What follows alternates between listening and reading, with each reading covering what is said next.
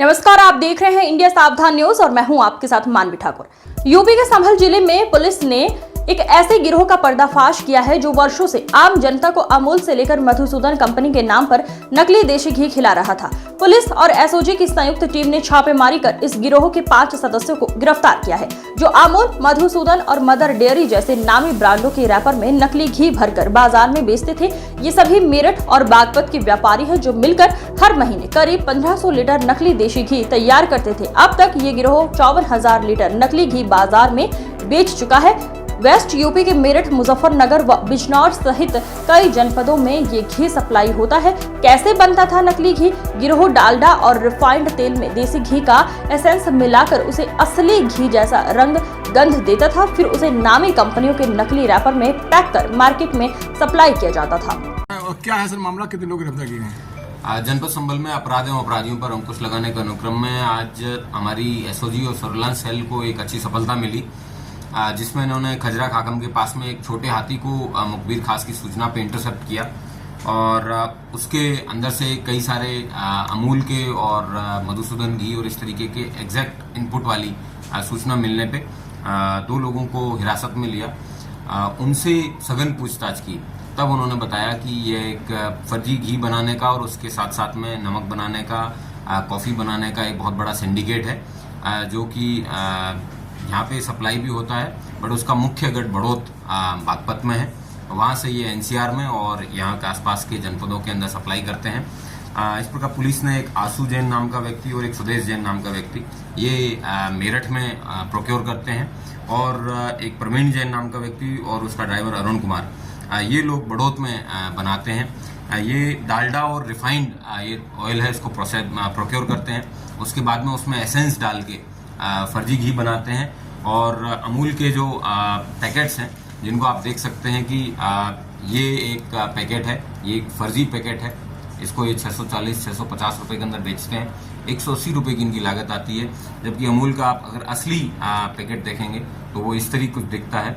इसकी साइड की पैकिंग है, उससे पता चलता है कि ये पैकिंग अलग है और इसकी पैकिंग अलग है, लेकिन आम व्यक्ति को इन चीज़ों के बारे में ज़्यादा पता नहीं होता है, वो इस तरीके की चीज़ों का शिकार हो जाता है। प्रति माह 1500 लीटर से ज़्यादा का प्रोडक्शन ये बड़ौत और मेरठ के लोग मिलकर करते हैं। इन्होंने अभी तक कुल 54,000 लीटर से ज़्यादा अभी तक प्रोडक्शन करके मार्केट के अंदर ये अमूल का, मधुसूदन का और काऊ घी के नाम पे पतंजलि, पारस, इस तरीके के तमाम एस्टैब्लिश्ड ब्रांड्स हैं, इनके घी को ये बेचते हैं, मोटा मुनाफा प्राप्त करते हैं, और उसके आधार पे इन्होंने अपना सिंडिकेट एक्सपेंड करते करते नमक बेचने का कार्य शुरू किया, और उसके बाद में ये लोग अभी कॉफ़ी भी बेचना शुरू किया है। तो इन लोगों के पास से नकली घी बनाने के उपकरण, एक छोटा हाथी, एक स्विफ्ट डिजायर, 41 पेटी अमूल देसी घी की, 20 मधुसूदन की, 466 रैपर हैं विभिन्न मार्कों के घी के मिले हैं, और विभिन्न कंपनियों के और डिटेल भी मिले हैं। पुलिस के द्वारा इसमें गहन जांच पड़ताल की जा रही है, और जिस जगह से ये लोग रैपर भी बनाते हैं, उन सब चीज़ों को प्रोक्योर करते हैं, उन पे भी अंकुश लगाने की कार्रवाई की जाएगी। ये बीएनएस की धारा 318, 336, 340, 274, 61 बीएनएस के साथ साथ खाद्य सुरक्षा के मानक अधिनियम और ट्रेडमार्क एक्ट के तहत भी इसमें अभियोग पंजीकृत किया गया है, और इन सब लोगों के ऊपर गैंगस्टर का भी अभियोग पंजीकृत कर कार्रवाई की जाएगी। और मैं इन सभी कंपनियों के जो रिप्रेजेंटेटिव है लीगल, उनसे भी अनुरोध करता हूं कि वो संभल पुलिस से कांटेक्ट करें और इन अपराधियों के खिलाफ अभियोग पंजीकृत कराने का कष्ट करें। सर, टोटल कितने आरोपियों की गिरफ्तारी? कुल 5 लोगों की गिरफ्तारी हुई है, जिसमें बड़ौत से 2, मेरठ का 1 और 2 इन लोगों के ड्राइवर जो इन सामानों को सप्लाई करने का कार्य करते थे।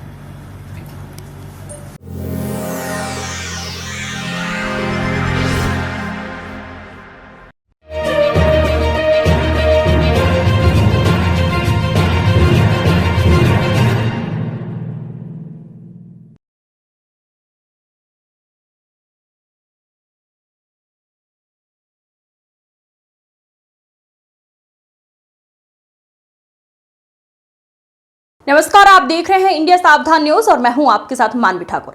आम आदमी पार्टी के राज्यसभा सांसद संजय सिंह यूपी के सुल्तानपुर पहुंचे। जासिंगपुर के सराय नौरंग प्राथमिक विद्यालय पहुंचे। विद्यालय पहुंचकर बच्चों के साथ लगाया नारा। संजय सिंह ने लगाया नारा, हमारा स्कूल वापस दो, 1 हफ्ते में स्कूल नहीं खुला तो धरने पर बैठूंगा। संजय सरकार शिक्षा के साथ खिलवाड़ कर रही है। संजय सिंह तो देश का शिक्षा के अधिकार का कानून भी यही कहता है और उसी के मुताबिक अभी योगी सरकार ने अपना फैसला भी बदला है और कहा है कि 1 किलोमीटर से ज्यादा दूरी पर जो सरकारी स्कूल होगा वो बंद नहीं किया जाएगा। तो सराय नौरंग का जो स्कूल है वो 1 किलोमीटर से ज्यादा दूरी पर है, लगभग 1.5 किलोमीटर दूरी पर है, हाईवे पार करके है। ये स्कूल बिल्कुल बंद नहीं होना चाहिए और ये स्कूल तुरंत खोला जाना चाहिए। 1 सप्ताह के अंदर अगर स्कूल नहीं खोला गया तो मिलकर हम सब लोग आंदोलन करेंगे। यहाँ परिवार वालों के साथ, बच्चों के साथ, गांव वालों के साथ तब तक आंदोलन करेंगे जब तक ये सरकारी स्कूल खोला नहीं जाता। तैयार हो आप लोग? सब लोग तैयार हो? बच्चों का स्कूल वापस दो, हमारा स्कूल वापस दो, अरे योगी जी वापस दो। रक्षाबंधन के त्योहार पर सराय नौरंग जयसिंहपुर क्षेत्र के प्राथमिक विद्यालय में आया था और बड़े दुख की बात है कि यहाँ लोगों ने बताया कि लगभग 40-45 बच्चे यहाँ पे पढ़ते थे, लेकिन उनका स्कूल अचानक बंद कर दिया गया। 1 जुलाई को फरमान आया कि ये विद्यालय बंद करके दूसरे विद्यालय में विलय कर दिया गया है। लेकिन जिस विद्यालय में विलय किया गया है वो लगभग 1.5 किलोमीटर की दूरी पर है और रास्ते में हाईवे पड़ता है जिसके माध्यम से इन लोगों को जाना पड़ता है। अभी योगी सरकार ने आम आदमी पार्टी के आंदोलन की बदौलत और मैंने स्वयं देश के सर्वोच्च सदन में ये मामला उठाया संसद में 267 के तहत और सुप्रीम कोर्ट में मैंने याचिका भी दाखिल की है। तो अभी एक फैसला योगी सरकार ने मजबूरी में लिया कि 1 किलोमीटर से ज्यादा दूरी पर जो विद्यालय विलय किए गए हैं वो विद्यालय बंद नहीं होंगे। ये भी कहा कि रेलवे लाइन पार करके या हाईवे पार करके जहां पे बच्चों को जाना होता है ऐसे विद्यालय भी बंद नहीं किए जाएंगे। अब ये आदेश आए भी लगभग 1 हफ्ते हो गए, लेकिन आज तक ये विद्यालय नहीं खुला क्योंकि इन बच्चों को तो हाईवे पार करके भी जाना पड़ता है और 1 किलोमीटर से ज्यादा दूरी पर भी जाना पड़ता है। तो मैं योगी सरकार को इस गांव से इन बच्चों के बीच में, आज रक्षाबंधन का त्योहार है, बच्चों ने मेरे हाथों में राखी बांधी है और अपना विद्यालय बचाने की, अपना स्कूल बचाने की मुझसे अपील की है। तो इनके परिवारों ने अपील की है। तो इन बच्चों को मैं ये आश्वस्त करना चाहता हूं कि अगर योगी सरकार 1 हफ्ते के अंदर ये विद्यालय नहीं खोलती, जिला प्रशासन अगर 1 हफ्ते के अंदर ये विद्यालय नहीं खोलता है दोबारा, तो फिर हम लोग यहाँ पर एक जबरदस्त आंदोलन बच्चों के साथ, उनके अभिभावकों के साथ, गांव वालों के साथ और पार्टी के कार्यकर्ताओं के साथ मिलकर करेंगे। सर, यूपी की शिक्षा और यहाँ के स्कूलों की कंडीशन पर आपका क्या कहना है? आप जहाँ पे खड़े हैं आप देख लीजिए खुद से हालत क्या है। यहाँ आप देख लीजिए क्या हालत है।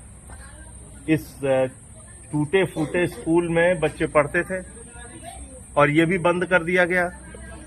अब कई बच्चे ऐसे हैं जो अपनी पढ़ाई बंद कर चुके हैं क्योंकि इतनी दूर जा नहीं सकते।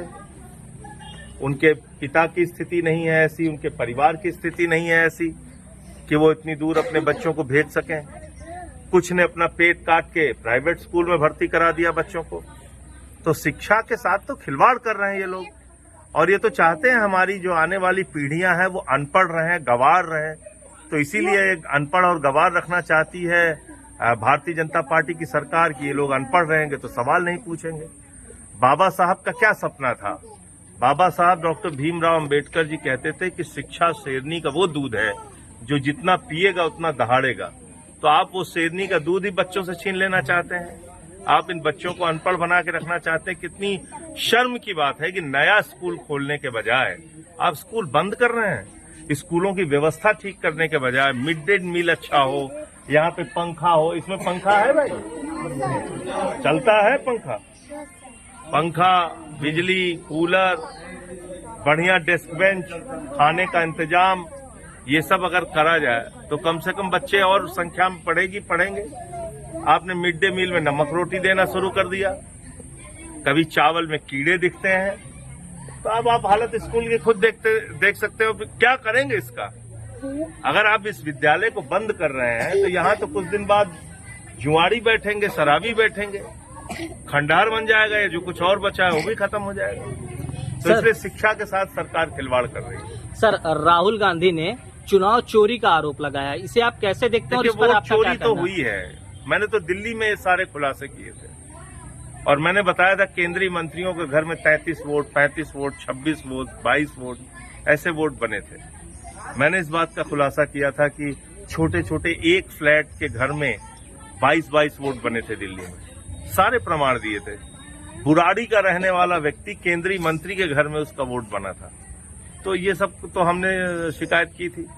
तो मुझे लगता है कि जो अब खुलासा किया है राहुल गांधी जी ने, और जो पहले भी हम लोगों ने शिकायतें की थी, ये अपने आप में, हालांकि उस वक्त कांग्रेस पार्टी और राहुल गांधी जी और इन लोगों ने इस पे सवाल नहीं खड़ा किया दिल्ली के चुनाव में और जो गड़बड़ियां हुई थी, लेकिन अब जो मामला सामने आया है, या फिर जो SIR का मामला सामने आया है, या ये भी मामला सामने आया कि एक एक वोटर 3-3, 4-4 राज्यों में वोट कर रहा है, इसके बाद फिर चुनाव की कोई विश्वसनीयता बचती नहीं। चुनाव आयुक्त की और चुनाव आयोग की कोई विश्वसनीयता नहीं बचती। सर, एक सवाल और।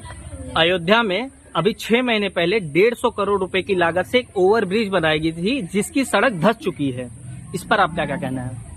तो मैं तो भाजपाइयों के बारे में कहता ही हूँ कि राम राम जपना, पराया माल अपना।